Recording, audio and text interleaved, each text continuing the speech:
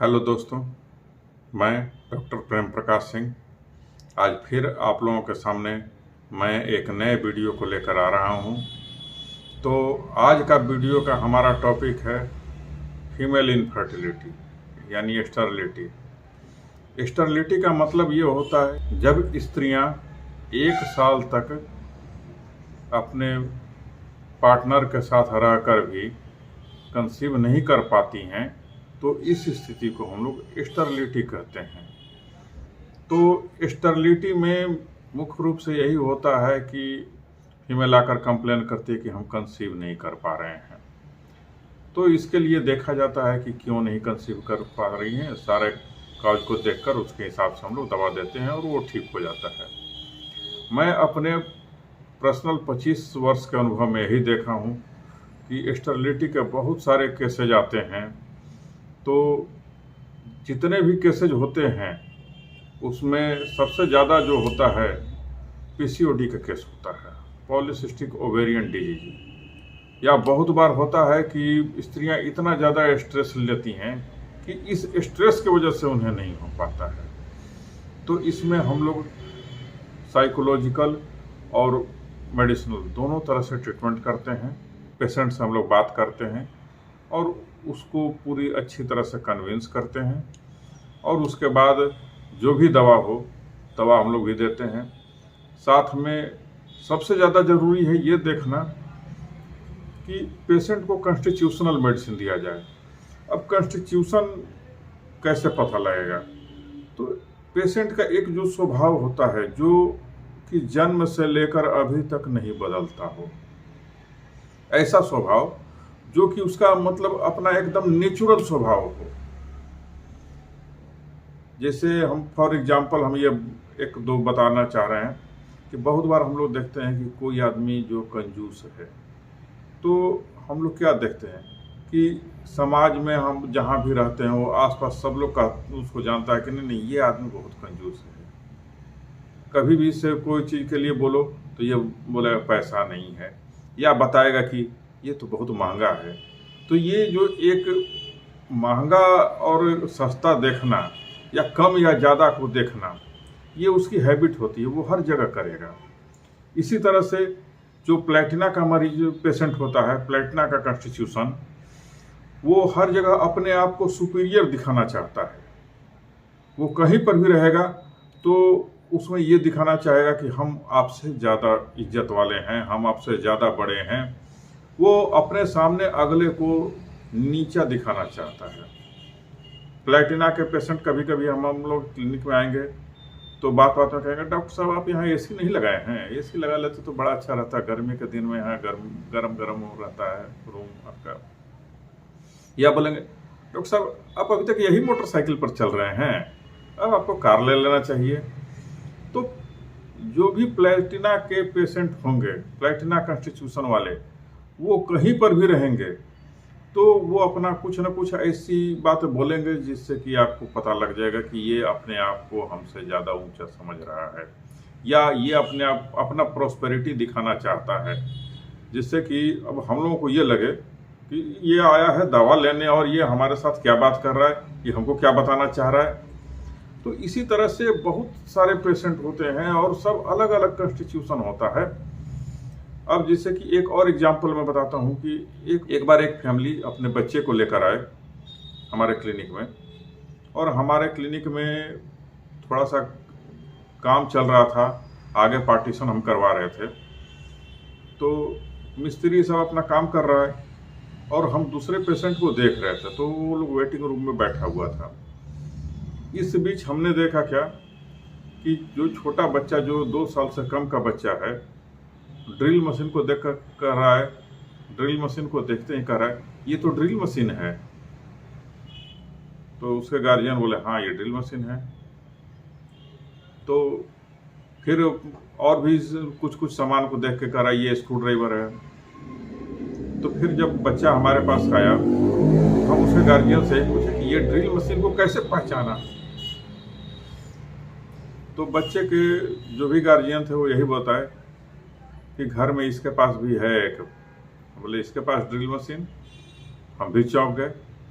तो कि नहीं, ये जो अपना खेलने वाला जो है प्लास्टिक का ड्रिल मशीन रखे हुए है, इसीलिए ये पहचान लिया।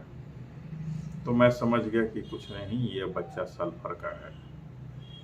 तो इस तरह से बहुत सारे कॉन्स्टिट्यूशन होते हैं हमारे यहाँ। होम्योपैथ में जितनी भी दवाएं हैं वो सब दवाएं एक अलग कॉन्स्टिट्यूशन को बयान करती है। तो हम लोग जो भी पेशेंट देखते हैं, अगर फिजिकल सिम्टम के साथ में कॉन्स्टिट्यूशनल मेडिसिन को दिया जाए तो बीमारी बहुत आसानी से निकल जाती है, बहुत आसानी से ठीक होती है। मैं अपने 25 साल के अनुभव में ये देखा हूँ, और मैं इस पर एक अगले दिन कभी भी एक नया अलग से वीडियो बनाऊंगा जो अपने एक्सपीरियंस को शेयर करूंगा। 25 साल के एक्सपीरियंस में बहुत सारे ऐसे ऐसे एक्सपीरियंस आए हैं जो कि सिर्फ पेशेंट को देखते ही समझ में आ गया है कि हमें इसे क्या दवा देना है। तो खैर, वो आगे के कभी वीडियो में हम लोग बात करेंगे।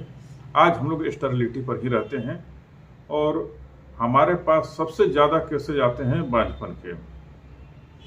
25 सालों में अभी तक मैंने बहुत सारे केसेस देखे हैं, और बांझपन के एक से एक भयानक भयानक केसेज, जिन्हें 15 साल से 18 साल से इशू नहीं हुए, उन लोगों को हमने ट्रीटमेंट किया है और बच्चे पैदा हुए हैं। तो खैर, अभी हम लोग कुछ दवाओं की चर्चा करेंगे। तो चलिए फिर हम आप लोगों को व्हाइट बोर्ड पर लेकर चलता हूँ, जहाँ मैं कुछ तैयार करके रखा हूँ, उस हिसाब से मैं आप लोगों को बताता हूँ। तो चलिए दोस्तों, हम लोग अब अपने विषय पर लौटते हैं। तो चलिए दोस्तों, हम लोग आ गए हैं अपने विषय पर, अपने बोर्ड के सामने। तो यहाँ मैं आपको दिखाता हूँ। स्टेरिलिटी में सबसे पहले आती है दवा एग्नस कास्टस। एग्नस कास्टस में क्या क्या होता है, तो देखिए, एग्नस कास्टस में absolute loss of sexual Dzire, patient को सेक्सुअल डिजायर बिल्कुल नहीं होती है, साथ में सप्रेशन ऑफ मेंसेज रहेगा, वो पेशेंट डिप्रेशन में रहेगी और बहुत ही उदास रहेगी। पेशेंट हम लोगों के पास आती है तो एकदम हमेशा मुंह लटकाए हुए, एकदम उदास। हम लोग पूछते हैं क्या है, क्या दिक्कत है, तो कहेगी कि हमको इशू नहीं हो रहा है। तो इससे हम लोग बात करेंगे तो पता चलेगा कि मेंसेज कई महीनों से नहीं आए हैं। तो फिर वो साथ में ये भी डिस्क्राइब करेगी। हम लोग जब डिजायर के बारे में पूछेंगे तो कहते कि अब बिल्कुल इच्छा नहीं होती है ये सब करने का। तो ऐसी स्थिति में हम लोग एग्नस कास्टस देते हैं।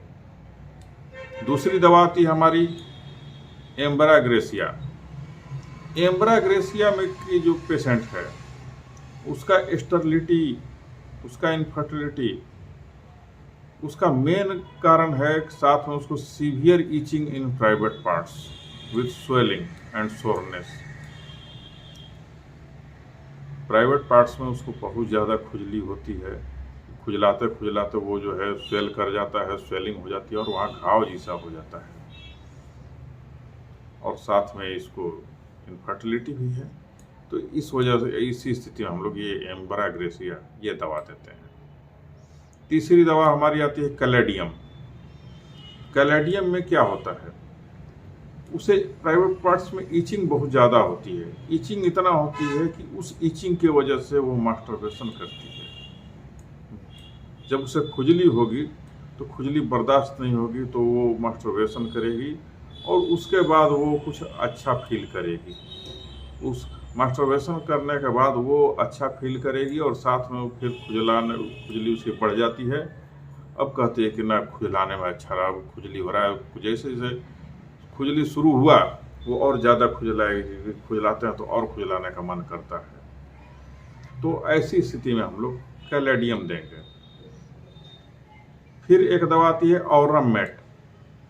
ऑरम मेट स्टेरिलिटी, उसके बाद है severe mental depression. Aurum met के पेशेंट बहुत ज़्यादा डिप्रेस होती है, वो मेंटली एकदम डिप्रेशन में रहती है।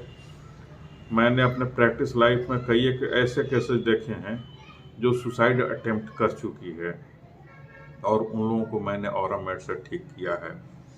तो ऑरम मेट का जो कॉन्स्टिट्यूशन होता है वो सारे ब्लेम अपने ऊपर ले लेता है। वो सीधा कहता है कि जो कुछ हो रहा है मेरे वजह से हो रहा है। तो ये सब सोचते सोचते कि हम सक्सेस नहीं कर पा रहे हैं, हम ये नहीं कर पा रहे हैं, हमारे साथ ऐसा हो रहा है, तो डिप्रेशन के साथ में सारा ब्लेम अपने ऊपर लेती है। और इस वजह से ब्लेम लेते लेते वो एक समय आता है जबकि वो पूरा भर जाता है उसका दिमाग, और फिर वो सुसाइड कर लेती है कि हम अब किसी काम के नहीं हैं। तो ऐसी स्थिति में sterility plus severe mental depression, हालांकि ये चीज केवल सेकेंडरी स्टेरिलिटी में लागू होगा, तभी हम लोग औरमेट देंगे। उसे एक बच्चा पहले से है, सेकेंडरी स्टेरिलिटी का मतलब ये होता है कि वो दूसरी बार कंसीव नहीं कर पा रही हो। बच्चा मौजूद हो ना हो ये अलग बात है। सपोज कीजिए कि कभी कोई कंसीव की, 1-2 महीने बाद किसी कारण से उसका मिसकैरेज हो गया, तो मिसकैरेज होने के बाद फिर आगे वो कंसीव नहीं कर पा रही है। या मान लीजिए कि ठीक है, बच्चा अगर सही सलामत हो गया, तो बच्चा बड़ा हो गया, 2-4 साल 5 साल का हो गया, दोबारा वो फिर चाह रही है तो कंसीव नहीं हो पा रहा है, वो भी सेकेंडरी स्टेरिलिटी ही कहलाएगा। तो वैसी स्थिति में हम लोग औरमेट देते हैं। चलिए हम लोग अगला मेडिसिन की बात करेंगे, बर्बरिस वल्गरिस। बर्बरिस वल्गरिस के पेशेंट को sterility plus severe pain during coition के टाइम उसको बहुत ज़्यादा पेन होता है, साथ में नो एंजॉयमेंट ऑफ ड्यूरिंग क्वाइसन, उसको सेक्सुअल इंटरकोर्स के टाइम में कोई एंजॉयमेंट का महसूस नहीं होता है, और क्वाइसन के बाद वीकनेस होता है। तो ऐसी स्थिति में हम लोग बर्बरिस वल्गरिस देते हैं। उसके बाद एक दवा आती है बोरेक्स। बोरेक्स ऐसी दवा है जो कि किसी भी पेशेंट को जिसको कंसीव नहीं हो रहा है और ट्रेसेबल कोई भी कॉज नहीं मिल रहा है जिससे हम लोग ये कहें कि इस वजह से तुम्हारा कंसीव नहीं हो रहा है, वैसी स्थिति में हम लोग बोरेक्स देते हैं। बोरेक्स पेशेंट को सिर्फ एक ही चीज़ होता है, वो पेशेंट एक ही चीज़ कहती है कि मैं कंसीव नहीं कर पा रही हूँ, और दूसरी चीज़ कहती है कि अब कोई डिजायर नहीं रह गई है, ये सब करने की इच्छा नहीं होती है, लेकिन उसे बच्चा चाहिए। तो ऐसी स्थिति में हम लोग बोरेक्स देते हैं, और बोरेक्स खास करके कंसेप्शन को फेवर करता है। तो बहुत बार ऐसा होता है कि बोरेक्स देने से स्त्रियां इजीली कंसीव कर जाती हैं। उसके बाद आप आगे बढ़ते हैं, हम अगली दवा है ब्रोमियम। ब्रोमियम ऐसी दवा है जिसका सिम्टम ये है कि flatus from vagina plus itching in vagina. Means क्या हुआ कि उसके वेजाइनल पार्ट्स में ईचिंग होती है, खुजली होती है, और साथ में गैस पास होता है। जैसे हम लोगों को गैस पास, जैसे किसी व्यक्ति को गैस ज़्यादा होता है तो एनस के थ्रू वो गैस पास करते हैं, फ्लेटस डिस्चार्ज करते हैं। लेकिन ब्रोमियम के पेशेंट जो होती हैं, स्पेशली ब्रोमियम के पेशेंट को वेजाइना के थ्रू भी फ्लेटस डिस्चार्ज होता है। हालांकि ये चीज़ और भी दवा में है, लगता है कि हाँ लाइकोपोडियम में भी ये चीज़ है, फ्लेटस फ्रॉम वेजाइना। तो खैर यहाँ हम लोग ब्रोमियम पर हैं और स्टेरिलिटी पर हैं, तो sterility with flatus discharge from vagina plus itching in vagina. तो ऐसी स्थिति में हम लोग ब्रोमियम देंगे।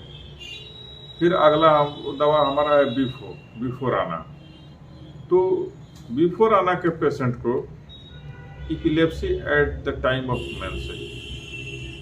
मेंसेस के टाइम में उसको मिर्गी का दौरा पड़ जाता है। तो वैसी स्थिति में हम लोग, और साथ में उसे कोई इशू नहीं है, कंसीव नहीं हो रहा है, और जब मेंस आता है उस बीच में उसको मिर्गी के दौरे पड़ते हैं, इपिलेप्सी आती है, तो इस स्थिति में हम लोग बिफो देते हैं। अब हम लोग आगे बात करेंगे plumbum metallicum. Prolapse of vagina when strangulation occurs. तो ये ऐसी स्थिति है कि बहुत बार होता है कि किसी कारण से शरीर अकड़ गया तो लोग ऐंठते हैं। तो वैसी स्थिति में कभी भी ऐसा हुआ तो इन्हें इनका वेजाइनल प्रोलैप्स कर जाता है, वो बाहर की ओर निकल जाता है। तो ऐसी स्थिति में हम लोग प्लम्बम मेटालिकम देते हैं। अब अगला दवा है Onosmodium, complete loss of sexual desire. Onosmodium के पेशेंट को कभी भी सेक्सुअल डिजायर नहीं होती, वो कंप्लीट समाप्त हो जाता है। लेकिन इस स्थिति में हम लोग अगर उसमें 10 ये देख रहे हैं 10,000 पावर हायर पोटेंसी में दिया जाए तो ये ठीक हो जाता है। साथ में वही कॉस्टिकम एक दवा है, sexual desire loss due to non enjoyment during poison. कोई सेक्सुअल इंटरकोर्स के टाइम में कॉस्टिकम के पेशेंट को बिल्कुल ही इंजॉयमेंट नहीं मिलती है। इस साथ में उसको स्टरलिटी के साथ में अगर ये चीज़ मिले तो हम लोग कॉस्टिकम देते हैं। ये कॉस्टिकम। फिर आती है बेलाडोना में लेट एज मैरिज। मतलब क्या हुआ कि बहुत बार ये देखा जाता है कि लड़कियों की एज 32 साल 33 साल हो गई, 32-33 में इनकी शादी होती है, तो ये लेट मैरिज होता है। माँ बनने के लिए बेस्ट एज जो है 20 to 30, 20 ईयर से 30 ईयर तक बेस्ट एज है माँ बनने के लिए। 30 to 35 थोड़ा सा दिक्कत होता है, 35 के बाद दिक्कत ज़्यादा होने लगता है। फिर हार्मोनल डिस्टर्बेंस आ जाता है, और हार्मोनल डिस्टर्बेंस आने के बाद कंसीव करने में ज़्यादा परेशानी होती है।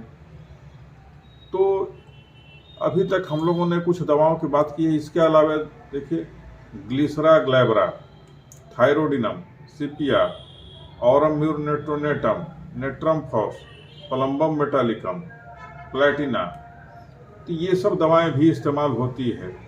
तो मैं तो सबसे ज़्यादा जो भी आते हैं स्टरलिटी के केस, उसमें जो भी सिम्टम मिलता है वो उस हिसाब से हम दवा देंगे। साथ में ग्लिसरा ग्लैब्रा क्यू ये हम जरूर देते हैं सबसे ज़्यादा केसेज में। थायरोडिनम तब दिया जाता है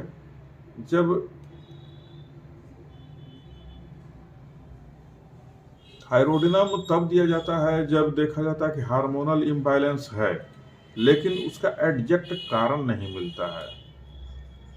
तो उस स्थिति में हम लोग थायरोडिनम देते हैं। थायरोडिनम जो है हार्मोनल बैलेंस का काम करता है, लेकिन वो हम लोग हायर पोटेंसी में देते हैं। यहाँ गलती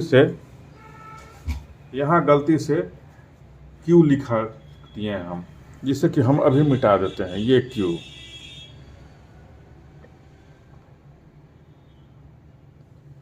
तो थायरोडिनम क्यू नहीं दिया जाएगा, वो जब भी दिया जाएगा तो पोटेंसी में। और हम तो पर्सनली मेरा अनुभव है कि हायर पोटेंसी हम ज़्यादा चलाते हैं। सीपिया ये बहुत अच्छी दवा है स्टरलिटी की। सीपिया की जो पेशेंट होती है वो उसमें नकारात्मक सोच बहुत ज़्यादा होती है। वो कहती है कि हम नहीं कर पा रहे हैं, हम नहीं कंसीव कर, लगता है अब नहीं होगा। वो थक हार के सब कुछ छोड़ देती है। बहुत बार तो सीपिया की ऐसी पेशेंट सब आती हैं जो कि जितने भी इलाज के पुर्जे हैं, प्रिस्क्रिप्शन है जो कि पहले इलाज करे, वो सब फाड़ कर फेंक देती है और आती है किसी कहने पर, बहुत ज़्यादा कोई प्रेशर दिया कि नहीं चलो इनके पास चलो, तो ऐसा आती है। तो उनके हिस्ट्री में मिलता है कि बहुत दिन से इलाज करा रहे हैं, थक गए हैं। और दूसरी चीज़ है कि सीपिया की पेशेंट जो होती है वो एक तरह से घर परिवार से बहुत ज़्यादा क्रस्ट रहती हैं। उनसे जब हम लोग पूछते हैं ये बताओ तुम्हारे घर में तुम्हारा क्या पोजीशन है, तो पेशेंट सीधा कहते हैं कि हमारा पोजीशन 0 है, कोई हमको नहीं देखना चाहता है, हम कंसीव नहीं कर पा रहे हैं इसलिए हमसे कोई बात नहीं करता है, हमारे घर में हमको कोई पूछता नहीं है। इस तरह से सीपिया का पेशेंट का एक अपना रहता है, सारे चीज़ नकारात्मक सोच होते हैं। तो वैसी स्थिति में हम लोग सीपिया देते हैं। बहुत बार तो सीपिया का कंस्टिट्यूशन ऐसा होता है कि जो पेशेंट इंटर करता है क्लिनिक में, वो देखते ही समझ में आ जाता है कि ये सीपिया की पेशेंट है। सीपिया में एक और सिम्टम है जिसको वाशर वुमेन रेमेडी बोला गया है। तो बहुत बार ऐसी पेशेंट जो देखने में बहुत ही, देखते ही समझ में आ जाता है कि ये बहुत ही गरीब, बहुत दबा कुचला इस टाइप का है, तो वैसा में भी सीपिया बहुत अच्छा काम करता है। तो चलिए हम लोग और आगे देखते हैं। और आगे दवा है Aurum mur natronatum, Natrum phos, Plumbum metallicum. Plumbum metallicum ऐसी दवा है जो अनडेवलप्ड यूट्रस में सबसे ज़्यादा काम आता है। बहुत बार ऐसा देखा गया है कि पेशेंट का यूट्रस पूरी तरह से डेवलप नहीं हुआ है, वो यूट्रस छोटा हो या श्रिंक किया हो, तो वैसी स्थिति में पलम्बम मेटालिकम बहुत अच्छी दवा है। Platina, hypertrophied uterus with suspected malignancy. Platina के पेशेंट को स्टेरिलिटी का मेन कारण देखा जाता है कि हाइपरट्रोफी ऑफ यूट्रस है, उसका यूट्रस का साइज बड़ा हो गया है, और संभवतः वो बताती है कि कुछ ऐसा कंप्लेन करेगी जिससे हम लोगों को लगेगा कि ये कैंसरस हो सकता है, तो वैसे में प्लेटिना देना उचित है। Natrum phos, acid vaginal discharge. Vaginal discharge जो होगा वो एसिडिक होगा, तो वैसे स्थिति में नेट्रम फॉस देते हैं। बहुत बार पेशेंट कंप्लेन करती है कि जो भी वेजाइनल डिस्चार्ज आता है वो बहुत ज़्यादा गंध देता है, खट्टा टाइप का, तो वैसे में हम लोग नेट्रम फॉस देते हैं। फिर है आयोडियम के पेशेंट का ब्रेस्ट और ओवरी दोनों का साइज बहुत छोटा होता है। आयोडियम का जो कंस्टिट्यूशन है वो वेल नॉरिश्ड नहीं होता है, लगता है कि इसको खाने को नहीं मिला है, एकदम दुबला पतला रहेगा, तो वैसी स्थिति में हम लोग आयोडियम देते हैं।